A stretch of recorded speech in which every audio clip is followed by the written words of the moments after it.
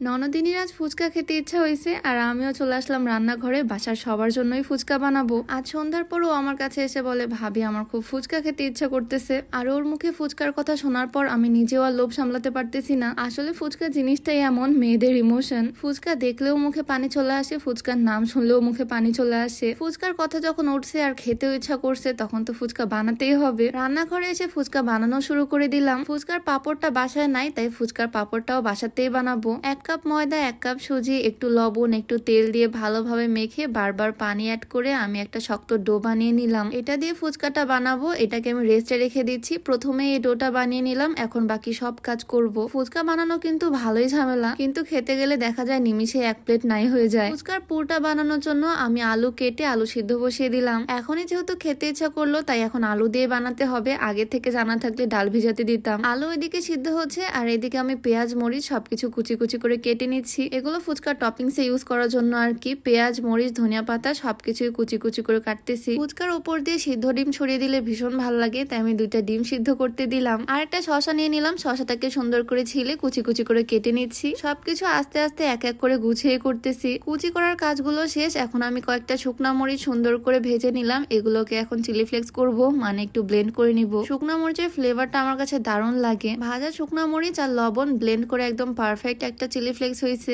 এখানে সব কাজ শেষ। এখন আমি টকটাও বানিয়ে নিচ্ছি। পুরা ফ্রিজ খুঁজে আমি এইটুকুই তেঁতুল পেলাম। কি আর করার, এটা দিয়ে করতে হবে। একটু লেবুও চেপে নিচ্ছি, অল্প একটু লবণ দিলাম, 1 চামচ চিনি, একটু এটার মধ্যে দিচ্ছি কাঁচামরিচ, একটু চিলি ফ্লেক্স। সবকিছু মিক্স করলেই টকটা রেডি। এটা দেখে তো মুখে পানি চলে আসতেছে একদম। এখানে আমি সবকিছু রেডি করে ফেলছি আর আলুগুলো সিদ্ধ হয়ে গেছে। আলুগুলোকে এখন ভর্তা করে নিব। অনেক গরম, তাই একটা গ্লাস দিয়ে করতেছি। একটু আদা ভাঙা করে নিছি। ফুচকার সাথে আলুর কম্বিনেশনটা কিন্তু বেশ ভালো যায়। আমি একটু শুকনা মরিচ, একটু কাঁচা মরিচ, লবণ, একটু ধনিয়া পাতা, পেঁয়াজ সবকিছু দিয়ে ভালোভাবে মেখে নিচ্ছি। এই ফুচকার পরে আমি তেল ইউজ করি না। নর্মাল আলু ভর্তাতে তো আমরা অনেক বেশি তেল দিই, বাট এখানে একদম তেল ছাড়া শুকনা মাখিয়ে নিলাম। যাক, ফাইনালি আমার সবকিছু রেডি। পুর টক টপিংস সবকিছুই রেডি। এখন জাস্ট এই ফুচকাগুলো বানাবো। অনেকক্ষণ এটা ঢাকা দিয়ে রেস্টে দিয়েছিলাম। এখন আবারও একটু ভালো করে হাত দিয়ে মধ্যে নিচ্ছি। অনেকটাই শক্ত হয়েছে, এটা একটু কষ্ট করে বেলে নিচ্ছি। বাজারে কেনা ফুচকাগুলো থাকলে শুধু ভেজে নিলেই হয়ে যেত, বাট এখন আমি ফুচকা নিজ হাতে বানাচ্ছি। এই ফুচকার টেস্ট যদিও অন্যরকম হয়, মানে অনেক ক্রিস্পি আর মজা হয় খেতে। আমি রুটিটাকে অর্ধেক করে তারপর আবারও বেলে নিলাম আর এখন কেটে নিচ্ছি। প্রথমে সসের ক্যাপ দিয়ে ট্রাই করতেছিলাম, বাট ওটা হয়নি। পরে একটা কৌটার মুখ নিলাম। এইটার শেপটা খুবই পারফেক্ট আসছে। এইভাবে আমি গোল গোল করে কেটে নিচ্ছি। আর তারপর একটা কড়াইয়ে অনেকগুলো তেল দিলাম একদম গরম করতে।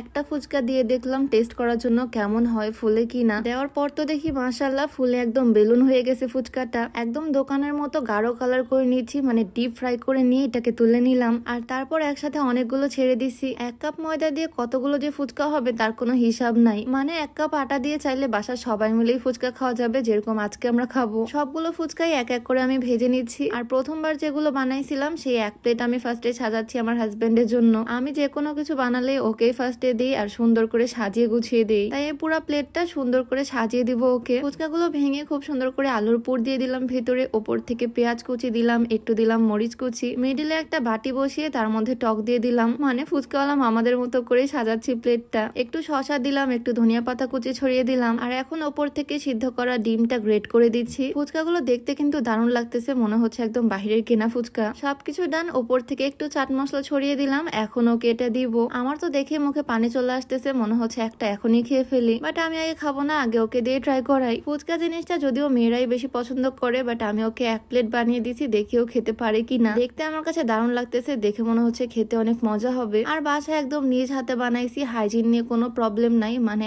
একদম হেলদি ওয়েতে বানাইছি। খাওয়ার পর ওর রিয়াকশন দেখে তো আমার পুরো মুখে পানি চলে আসছে। যদিও ফুচকা জিনিসটাও খুব একটা পছন্দ করে না, তারপরও বেশ মজা করেই খাচ্ছে। এই 1 প্লেট পুরোটাই ওর জন্য, ও খেতে থাক। আর এদিকে বাকিগুলো দিয়ে আমরা এখন পার্টি করব, আমি আর আমার ননদিনী। তো আজকে ফুচকা বানাতে বানাতে তোমাদের সাথে একটু শেয়ার করলাম। ভিডিওটা কেমন লাগলো অবশ্যই জানিও। দেখা হয়ে যাবে নতুন কোনো ভিডিওতে। সবাইকে আল্লাহ হাফেজ।